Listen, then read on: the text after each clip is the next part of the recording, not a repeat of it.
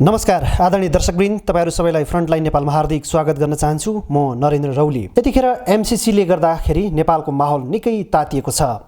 संसदभित्र MCC table हुने कि नहुने भन्ने विषयमा सत्ता गठबन्धनका दलहरू बीच पनि द्वन्द्व चर्किँदै गएको छ। नेपालीले अझै पनि एमसीसी के हो भन्ने कुरामा गहिरो तौरले बुझ्नुपर्ने कुराहरू धेरै नै छन्। आज म एमसीसी को नालीबेली प्रस्तुत गर्दैछु। यो लेख डाक्टर स्वर्णिम वाग्लेले लेख्नु भएको हो। मिलेनियम च्यालेन्ज कर्पोरेसन एमसीसी बारे अहिले उठेका कुरामा टिप्पणी गर्नुभन्दा पहिले यसको पृष्ठभूमि बारे चर्चा गर्नु आवश्यक छ।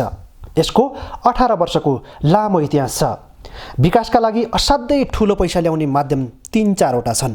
पहिलो आन्तरिक राजस्व, दोस्रो परम्परागत दात्री निकाय जसको आधार विश्वभरि 100 अर्ब डलर हाराहारीको छ, तेस्रो हो निजी स्रोत जसमा प्रत्यक्ष विदेशी लगानी, रेमिटेन्स, निजी सार्वजनिक साझेदारी जस्ता कुरा आउँछन्। चौथो हो अवैध पुँजी पलायन, कर छली, ट्याक्स हेभनमा लुकाउने आदिमा रोक। सहस्राब्दी विकास लक्ष्यबाट दिगो विकास लक्ष्यमा जाँदा अर्बौंबाट हजारौं अर्बको खेलमा हामी गएका छौं। अल्पविकसित देशहरूको आवश्यकता असाध्यै ठूलो भएपछि सन् 2002 मा संयुक्त राष्ट्रसङ्घले मेक्सिकोको मन्टेरेमा पहिलो international conference on financing for development EFFD शीर्षकमा अन्तर्राष्ट्रिय सम्मेलन गर्यो। यसको दोस्रो बैठक सन् 2008 मा कतारको दोहामा र तेस्रो बैठक 2015 मा इथियोपियामा बस्यो। ती शिखर वार्तामा प्रधानमन्त्री तहबाटै सहभागिता हुनुपर्ने थियो। योजना आयोगको सदस्यको हैसियतले मैले त्यो बैठकमा नेपालको प्रतिनिधित्व गरेको हुँ। मेक्सिकोमा सम्पन्न सम्मेलनमा अमेरिकी राष्ट्रपति जर्ज डब्ल्यू बुशले एकदमै महत्त्वपूर्ण वक्तव्य दिए। स्मरणीय के छ भने यो सम्मेलनभन्दा 1 वर्ष पहिले अमेरिकी जुम्ल्याहा टावरमा आतंककारी हमला भएको थियो। सेप्टेम्बर 9/11 हमलापछि आतंकवादको एउटा महत्त्वपूर्ण कारण अल्प विकास पनि हो भन्ने कुराले महत्त्व पायो। अन्य देशले अमेरिकीलाई तिमी शक्ति राष्ट्र, विश्व अर्थतन्त्रको 1/4 अर्थतन्त्र तिम्रैमा छ, आजको हिसाबले पनि 80 ट्रिलियन डलरको विश्व अर्थतन्त्रमा 20 ट्रिलियन त उसकै छ। त्यसैले अमेरिकाले अलि बढी उदार भएर सहयोग र लगानी गर्नु पर्यो भन्ने दबाब पर्यो। अमेरिकाले त्यतिबेला 10 बिलियन डलर जति सहयोग दिन्थ्यो, तर त्यसको ठूलो हिस्सा इजरायल, इजिप्ट जस्ता सामरिक हिसाबले उसका लागि महत्त्वपूर्ण राष्ट्रमा जान्थ्यो। अरु USAID मार्फत बाँकी विश्वलाई दिन्थ्यो। एउटा अघोषित मान्यता के छ भने अर्थतन्त्रको 0.7% अफिसियल डेभलपमेन्ट एसिस्टेन्स ODA दिनुपर्छ। साना स्क्यान्डिनेभियन देशले यो दिन्थे, तर पछि बेलायत जस्ता देशले पनि दिन थाल्यो। अमेरिकाको अर्थतन्त्रै यति ठूलो कि यसलाई 0.7% पुर्याउनै गाह्रो थियो। आजकै मितिमा 20 ट्रिलियन डलरमा 0.7% हाल्ने हो भने त 140 बिलियन डलर हुन आउँछ। त्यो भनेको सारा विश्वले दिने सहायता बराबर रकम हुन पुग्छ। राष्ट्रसङ्घको सम्मेलन सेप्टेम्बर 9-11 पछिको अवस्था र ODA को पृष्ठभूमिमा जर्ज डब्ल्यू बुशले ल हामी पहिला हाल्न तयार छौं, तर विकासका नाममा तानाशाहलाई बढावा दिने, राजनीतिक आर्थिक स्वतन्त्रता, मानव अधिकार, लोकतन्त्र लगायतका आधारभूत मानवीय स्वतन्त्रता नभएका अनुदार मुलुकमा निरपेक्ष हिसाबले पैसा खन्याउन चाहिँ सक्दिन भने। बुशले 3 वर्षमा सहयोग रकम 50% बढाउँछु तर शर्त सहित भने। उनले मन्टारे सम्मेलनपछि विकास गर्न इच्छुक राष्ट्रिय अपनत्व पनि बढाउँछु, सुधार पनि गर्छु भन्ने मुलुकलाई सहयोग गर्छु भनेर 2002 मार्चमा घोषणा नै गरे। यो विषयमा अमेरिकी 2 प्रमुख दल डेमोक्रेट र रिपब्लिकनले सहमति गरे। वैदेशिक सहयोग र एमसीसी बीचको भिन्नता। जनवरी 2004 मा एमसीसी को औपचारिक सुरुवात भयो। USAID को भन्दा पनि फरक ढङ्गले काम गरौँ जुन वैदेशिक सहायता क्षेत्रमै कोसेढुङ्गा साबित होस् भनेर एमसीसी को सुरु भएको हो। अमेरिकाले हामी जुन पायो त्यो मुलुकलाई दिँदैनौँ। अनुदानका लागि 3 वटा मापदण्ड पूरा गर्नुपर्छ भन्यो। पहिलो, आफ्नै जनतामा लगानी गरेका छन् कि छैनन् हामी हेर्छौं। स्वास्थ्य शिक्षामा कति खर्च गरेको छ, प्राकृतिक स्रोत साधनहरू जोगाएका छन् कि छैनन्, बालबालिकालाई नियमित खोप दिएको छ कि छैन, शिशु स्वास्थ्यको अवस्था के छ, बालिकाहरूले प्राथमिक तह पार गरेका छ कि छैनन्। दोस्रो, आर्थिक स्वतन्त्रताको अवस्था कस्तो छ, उद्योग व्यवसाय गर्ने बन्देजहरू छन् कि, आर्थिक खुल्लापन र स्वतन्त्रता छ कि छैन, वित्तीय नीति, मुद्रास्फीति, नियमनको गुणस्तर, आर्थिक गतिविधिमा महिलाहरूको सहभागिता, भूमिमाथिको हक र पहुँच एवं बिजनेस स्टार्टअप गर्न सकिने अवस्था छ कि छैन भन्ने लगायतका 8 वटा सूचकहरू बनाएर मूल्याङ्कन गर्ने भए। तेस्रो, विधिको शासन, शासन व्यवस्था विधिको शासन अनुसार चलेको छ कि छैन भन्ने हेर्ने भए।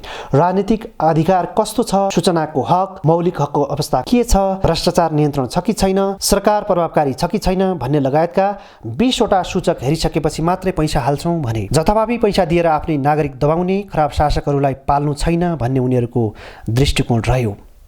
जनतामा लगानी गर्ने, विधिको शासन भएको र आर्थिक स्वतन्त्रता भएका देशलाई रकम दिने गरी एमसिसी गठन भयो।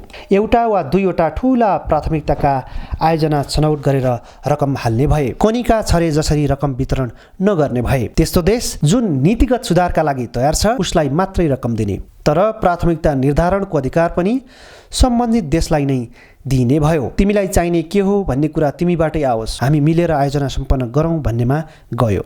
एमसिसीको कुरा गरिरहँदा बिर्सन नहुने अर्को कुरा के हो भने यो ऋण होइन, अनुदान हो।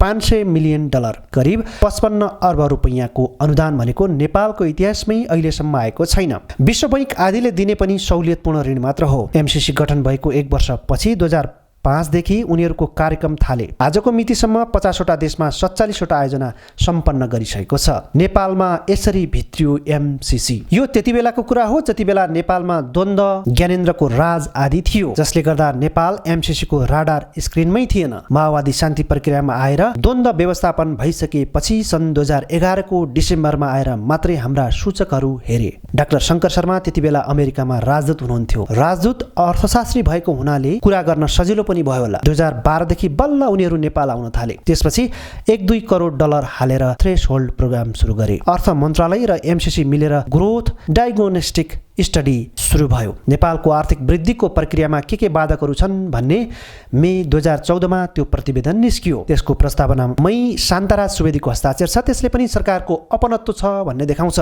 हामीले 4 वटा कुरा पहिचान गर्यौं। पहिलो, समस्या विद्युत अभाव नै हो। दोस्रो, सडक र यातायात भूपरिवेष्टित भएकाले पनि र बनेको सडकको अवस्थाले गर्दा पनि ढुवानी असाध्यै महँगो भयो। तेस्रो, नीतिगत निरन्तरताको अभाव, छिटो छिटो सरकार बदलिने र अघिल्लो सरकारको निर्णय परिवर्तन गर्ने जस्ता कुरा यसमा नै पर्ने भयो। र चौथो, श्रम समस्या। सन् 2014 पछि भने यसमा पनि म प्रत्यक्ष संलग्न भएँ। पहिचान भएका 4 समस्यामध्ये नीतिगत निरन्तरताको कुरा बिस्तारै साम्य हुँदै जाला। संविधान बन्ने क्रममा रहेकाले स्थिरता पनि आउला। श्रम सम्बन्धका कुरा पनि द्वन्द्वकालको जस्तो छैन। त्यसपछि बाँकी रह्यो विद्युत र सडक समस्या। यो 2 वटामा रूपान्तरणकारी काम गर्ने निर्णय भयो। सन् 2015 मा office of millennium challenge Nepal OMCN Nepal स्थापना गर्यौं। नेपाल सरकारकै पूर्ण अपनत्वमा अमेरिकामा छात्रवृत्तिमा पढेको, बेलायतको डिग्री, विभिन्न भाषामा समेत कमान्ड भएका वरिष्ठ पूर्व सचिव कृष्ण ग्यावालीलाई यसको नेतृत्व लिन भन्यौं। विद्युत र सडकका उत्कृष्ट साथीहरूको टिम बनायौं। 2012 मा यो प्रक्रिया सुरु भए ता विभिन्न दलको मात्र होइन, प्रधान न्यायाधीशको नेतृत्वमा समेत सरकार बन्यो। कृष्ण ग्यावालीको ठाउँमा पछि तुलसी सिटौला आउनुभयो। सरकार जुनसुकै पार्टीको बने पनि अफिस अफ मिलेनियम च्यालेन्जले आफ्नो काम गरिरह्यो। विद्युत उत्पादनमा राम्रो काम भइरहेको छ, तर प्रसारण लाइनमा काम हुन सकेको थिएन। चाहिने जति खपत नेपालमा गर्ने र बचेको बिजुली भारतमा निर्यात गर्ने योजना छ। त्यसका लागि 400 केभीकै प्रसारण लाइन चाहिन्थ्यो। सडकका लागि पनि विश्व बैंक, एसियाली बैंकहरूले ऋण दिएका छन्। त्यसैले सडक मर्मत सम्भारमा जाउँ भन्ने भयो। त्यसपछि उनीहरूले 2 वर्ष तयारी गरे। यो पृष्ठभूमिमा 2017 मा सम्झौता कम्प्याक्टमा हस्ताक्षर भयो अर्थमन्त्री ज्ञानेन्द्र बहादुर कार्कीबाट। सन् 2002 देखि 2017 सम्मको कुरा गर्दा इन्डो पेसिफिक भन्ने सुन्नुभयो? त्यो शब्द त कहीँ पनि आएन। एमसिसी अमेरिकी संस्था भए पनि नेपालमा हामीले आफ्नै संस्था MCA नेपाल गठन गरेका छौँ। यो मन्त्री परिषदको गठन आदेश मार्फत बनेको संस्था हो, जसको अध्यक्ष नेपाली नै हुनुहुन्छ खड्ग विष्ट। त्यस्तै सञ्चालक समितिको अध्यक्षमा अर्थ सचिव हुनुहुन्छ। नेपालमा गर्न खोजेको के हो? अमेरिकीहरूले नीतिगत सुधार, नतिजा देखिने गरी काम गर्ने र अपनत्व स्थापित हुने गरी काम गर्नुपर्नेमा जोड दिए। नीतिगत सुधारका लागि विद्युत नियमन समिति बन्ने भयो। नतिजा देखिने गरी काम गर्नका लागि आयोजना सुरु भएको 5 वर्षमा काम सकिनै पर्छ। त्यसैले सुरु हुनु अगाडि जग्गा, वन लगायतका सम्पूर्ण काम गरिसक्नु पर्ने भयो। हामीले आफ्नै संस्था स्थापना र अलिअलि लगानी गर्नुको कारण अपनत्व होस् भनेर हो। आफ्नो लगानी भएपछि माया पनि हुने भयो। 50 करोड डलर उनीहरूले र 13 करोड डलर हामीले राख्ने भयौँ। पैसा पनि हाल्यो, मौलिक नेपाली संस्था पनि बनायो। अझै उच्च किसिमको प्रतिबद्धताका लागि संसदले अपनत्व देखाउनु पर्छ भनियो। एमसिसी पनि त्यसै गरी रिपब्लिकन र डेमोक्रेटको सर्वसहमतिबाट जन्मिएको हो। उनीहरूले छानेको सूचक तलमाथि हुँदा आयोजना रद्द पनि गरेका छन्। तान्जानियामा निलम्बनै गरे। माडागास्कर र मालीमा प्रतिगमन भएपछि आयोजना नै बन्द भएका छन्। सुशासनलाई बढावा दिने र आयोजनालाई अर्जुन दृष्टि दिनुपर्दछ। सडक र बिजुली बाहेक अन्त लगाउन पाइँदैन। 300 किलोमिटरको हाई भोल्टेज प्रसारण लाइन बनाउन 40 करोड डलर र अरू 300 किलोमिटरको सडक सम्भार नीतिगत कुराका लागि हिसाब गरिएको छ। घडीको सुई अन भएपछि रोकिँदैन। त्यसैले अन अगाडि नै सबै तयारी भइरहेको हो। यति ठुलो आयोजना निर्धारित समयमै सम्पन्न हुनु पनि नेपालका लागि ठुलो उपलब्धि हुनेछ भन्ने लाग्छ। मेलम्ची 22 वर्ष भइसक्यो। समयमा आयोजना पुरा हुनु पनि आफैमा उपलब्धि हो। यो आयोजनाले नेपाल विद्युत प्राधिकरणकै मास्टर प्लानलाई सहयोग गर्ने गरी आएको हो। लप्सीफेदीबाट रातमाटे, रातमाटेबाट दमौली, दमौलीबाट बुटोल र बुटोलबाट भारतको बोर्डरसम्म प्रसारण लाइन बनाउने भनिएको छ। भारतले पनि बोर्डरसम्म प्रसारण लाइन ल्याउँछ ताकि अतिरिक्त बिजुली भारत निकासी गर्न सकियोस्। कोशीबाट आएको इटहरी इनरुवा हुँदै हेटौँडासम्म आउँछ। रातमाटेबाट हेटौँडासम्म पनि पुर्याउँछौँ। 400 केबीको प्रसारण लाइन भएपछि बुटोल पश्चिम एसियन विकास बैङ्कले बनाइरहेको छ। पूर्वमा पनि काम भइरहेको छ। त्यसैले यो आयोजना पुरा हुनु भनेको एक किसिमले पूर्व पश्चिम जोड्ने बिजुली मार्ग बन्नु पनि हो। अन्तर्देशीय प्रसारण लाइन कति महत्त्वपूर्ण हुँदो रहेछ भने त ढल्केबर मुजफ्फर प्रसारण लाइन हेरे भइहाल्यो नि। त्यहीँबाट बिजुली आयात गरेर लोड सेडिङ मुक्त भयौँ। दोस्रो बुटोल गोरखपुर, तेस्रो लम्की बरेली, चौथो अत्तरिया बरेली, पाँचौँ कोलपुर लखनऊ र छैटौँ इनरुवा पूर्णिया प्रसारण लाइन बन्छ। यो त हाम्रै विद्युत प्राधिकरणको ग्रान्ड मास्टर प्लान हो। नेपालमा बिजुली बेचेर धनी हुने भन्न थालेको त धेरै वर्ष भइसक्यो। विकासको हिसाबले पनि असाध्यै महत्त्वपूर्ण छ। तथ्यहीन आलोचना र यथार्थ। हाम्रो पनि पैसा हाल्ने तर हाम्रो महालेखा परीक्षकले हेर्न नपाउने भनिएको छ। यो सफेद झुट हो।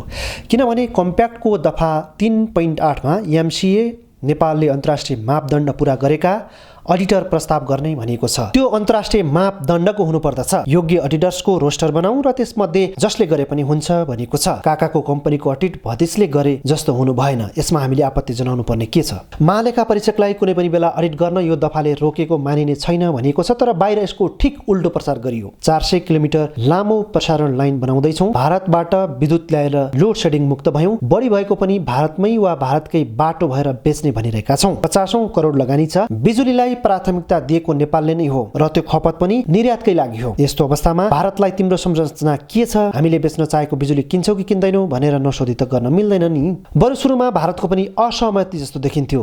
त्यहाँका पूर्व ऊर्जा सचिवले मसँगको निजी कुराकानीमा भारतलाई विश्वासमा नलिई काम गर्न खोजेको हो कि जस्तो आशय व्यक्त गरेका थिए। भारतसँगको कुरा मिलाउने जिम्मा तिम्रै हो है भनेर अमेरिकाले नेपाललाई भन्नु नाजायज हो भन्ने लाग्दैन। यसले आवश्यक पर्यो भने सहजीकरण गरौँला पनि भनेकै छ। त्यसैले भारतको कुरा निकाल्नु भनेको बखेडा झिक्नु मात्रै हो। अहिलेसम्म पाएको सहयोगमा यो सबैभन्दा ठुलो आयोजना हो। जसले अहिले संसदमा किन लानु भनिरहेका छन्, नलगेको भए उनीहरूले नै यति ठुलो आयोजना संसदमा नलगी खुसुखुसु गर्ने भन्ने थियो होलान्। यति होल्डिङ्स जसरी सुटुक्क गर्ने भनेर उफ्रन्थे होलान्। संसदमा लगेन भनेर टनकपुरको विषयमा त्यत्रो लफडा भएको होइन र? सुरुमा मलाई पनि संसदमा किन लानु पर्यो भन्ने लागेको थियो। सबै दाताले संसदकै सहमति खोज्लान् भन्ने परेको थियो। तर यही प्रकृतिको सहयोग आउँछ भन्ने संसदमा लगे पनि केही फरक पर्दैन। 50 करोड डलरको अभूतपूर्व अनुदान अरूले पनि दिन्छन् भने संसदलाई जानकारी दिँदा के फरक पर्छ र? संसदमा लानु भनेको अनुमोदनका लागि मात्रै होइन, त्यहाँ समर्थन जानकारीका लागि पनि लान सकिन्थ्यो। ऐनहरू बाजियो भने सम्झौतामा लेखिएको कुरा प्रदान हुन्छ भनिएको छ। ऐनको कुरा त मन्त्री परिषदले मात्रै गर्न सक्ने कुरा भएन। त्यसैले पनि संसदमा लानुपर्छ भनिएको हो। मेरो विचारमा उनीहरूले भियना सन्धिको स्पिरिटमा उच्च स्तरको राष्ट्रिय प्रतिबद्धता खोजेका हुन्। यसमा कुनै आपत्ति छैन। हाम्रै हितको कुरा गरेका हुन्। अझै कानुनी अडचनका कारण आयोजना प्रभावित भयो भने त्यत्रो अनुदान खेर जान्छ। अनुदानको रूपमा आउने रकम उनीहरूको करदाताले तिरेको पैसा हो। पश्चिममा त्यसको ठुलो महत्त्व हुन्छ। नेपालले छानेको आयोजनाका लागि 50 करोड डलर ऋण होइन, अनुदान र 5 वर्षमा सम्पन्न गर्नै पर्ने गरी आउनु भनेको त नेपालकै हितमा हो। 2002 यता विकसित घटनाक्रम हेर्दा पनि यो नेपालका लागि अहितकर बिल्कुल छैन। इन्डो पेसिफिकको कुरा एमसिसी बनेताका आएकै थिएन। खास गरी ट्रम्प आएपछि उठेको हो। इन्डो पेसिफिकलाई अमेरिकाले एउटा नीति हो भनेर बारम्बार भनिरहेकै छ र त्यो नीतिमा खुल्लापन, विधिको शासन र स्वतन्त्रता पर्छ भनेको छ। 70 वर्ष अघि चितवनको राप्ती उपत्यका खोल्नेदेखि आज 10औं लाख नेपालीको सम्बन्ध गाँसिएको छ अमेरिकासँग। नेपालका लागि अमेरिकी राजदूतको स्पष्टोक्ति र कागजपत्र हेर्दा पनि सैन्य गठबन्धन हो भन्ने कहीँ देखिँदैन। वैदेशिक सहायताको पनि आफ्नै कूटनीति हुन्छ नै। त्यहाँका जनताले आफ्नो देशलाई सकारात्मक रूपमा लिउन् भनेर सहयोग गर्छ नै। दिन दुखी गरिबहरूलाई सहयोग गर्नु हाम्रो धर्मै हो भन्ने हिसाबले पनि केही अनुदान आउने गर्छ। इन्डो पेसिफिक अलायन्सका कुरा आएको पनि 10-12 वर्ष यता मात्रै हो। जब 2008मा अमेरिकामा बाराक ओबामा आए, उनले अमेरिका भनेको एटलान्टिक शक्ति मात्र होइन, पेसिफिक आवर अर्थात् प्रशान्त क्षेत्रको पनि शक्ति हो भन्न थाले। किनभने ओबामा हवाईमा जन्मे हुर्केका हुन् जुन प्रशान्त महासागरको बीचमा पर्छ। प्रशान्त शक्ति पनि हौं भन्नुको अर्थ हामी युरोप र एसिया दुवैको प्रभाव भएको विश्व शक्ति हौं भन्न खोजिएको हो। सामरिक, आर्थिक, राजनीतिक, जनता बीचको सम्बन्ध जस्ता कुरामा एसियासँग गाँसिने उद्देश्य पनि हो। सी जिनपिङ सत्तामा आएपछि belt and road initiative BRI ल्याए। BRI-ले गर्दा अमेरिका अलिकति चनाखो भएकै हो, किनभने यो क्षेत्रको पुरानो शक्ति अमेरिका पनि हो। उसले धेरै देशलाई शीत युद्धका सुरक्षाको प्रत्याभूति दिएको थियो। चीनले यहाँ आएर के गरिरहेको छ भन्नेमा अमेरिकालाई चासो पक्कै छ, तर हाम्रो प्रसारण लाइन बनाउने र सडक सम्भार गर्ने काम ग्रान्ड एलायन्सको अङ्ग होइन। अर्कोतिर चीन पनि MCC प्रति सशंकित नभएको होइन। सी जिनपिङको भ्रमणअघि डाक्टर शेखर कोइराला लगायत हामी चीन गएका बेला चिनिया कम्युनिस्ट पार्टीका थिङ्क ट्याङ्क चाइन रिफर्म फोरममा पनि यो कुरा उठेको थियो। त्यो कुन अर्थमा भने अमेरिका लगायतका पश्चिमाहरूले चीनलाई केही आरोप लगाएका छन्। तिमीहरूले BRI को नाममा ऋण थोपरेर विभिन्न देशहरूलाई ऋणको पासोमा पारिरहेका छौ। प्राकृतिक स्रोत साधन भएका देशमा निरङ्कुश शासक भए पनि पैसा खन्याएका छौ। एक किसिमको नव उपनिवेशको अभ्यास गरिरहेका छौं, जसरी 19औं शताब्दीमा बेलायत र फ्रान्सले गरे। यो आलोचनाले चीनलाई बिझाएको पनि छ। चीन यसरी चनाखो भएर अगाडि बढेको अवस्थामा चीनले गर्ने खालको भौतिक पूर्वाधारमा लगानी र ऋण भन्दा अनुदानै आएपछि चीन पनि सशंकित भएको हो। BRI कै प्रतिस्पर्धीको रूपमा आएको हो त भन्ने रूपमा बुझेको पाइन्छ। तर 2002 देखिकै श्रृङ्खला बुझ्दा भने त्यस्तो देखिँदैन। विगतलाई केलाएर हेर्दा MCC को पृष्ठभूमि फरक छ भन्दा चीनका एक सिनियर प्राध्यापकले डाक्टर वागले सित्तैमा भन्ने कुरा केही पनि हुँदैन भनेका थिए। हामीलाई पनि जित्ने गरी यत्रो ठूलो अनुदान दिनुको पछाडि अमेरिकीहरूको कुनै न कुनै स्वार्थ छ भन्ने चिनिया बुझाइ छ। बाठो बन्न खोज्नेहरूको अल्पज्ञान। हाम्रा सूचक राम्रो भएर 2005 मै आयोजना सुरु गरेको भए त 2013 मा सम्पन्न भइसक्ने थियो र इन्डो पेसिफिकको लफडा पनि आउने थिएन। MCC आउनुमा चिनियाहरूको पनि संशय होला। चीनले विरोध गरेमा तिमीले पनि यस्तो कार्यक्रम लिएर आऊ, आँखा चिम्लेर हस्ताक्षर गर्छौं भन्नुपर्छ हामीले। सन् 2002 देखिकै श्रृङ्खला हेर्दा स्वाभाविक रूपमा हाम्रो माग अनुसार अमेरिकाको घोषित नीति मन्टरे कन्फरेन्सको घोषणालाई टेकेर बनेको संस्थाले अरू 50 वटा देशमा गरेको सहयोगको मोडल अनुसार भएको हो। अहिले आएर बुर्लुक उफ्रन अलि असङ्गत लाग्छ। नेपालमा सन् 2012 देखि यो कार्यक्रम निरन्तर चलिरहेको छ। OMCM का साथीहरू र अमेरिकीहरूले प्रधानमन्त्री लगायतका सबै शीर्ष नेताहरूलाई भेट्नु भएको छ। कर्मचारी तर्फको कुरा गर्नुहुन्छ भने पहिलो दिनदेखि नै अर्थ सचिव, ऊर्जा सचिव र भौतिक पूर्वाधार सचिवहरू बसेर छलफल गरेका छौं। नागरिक समाज, निजी क्षेत्रको प्रतिनिधित्व गराइएको छ।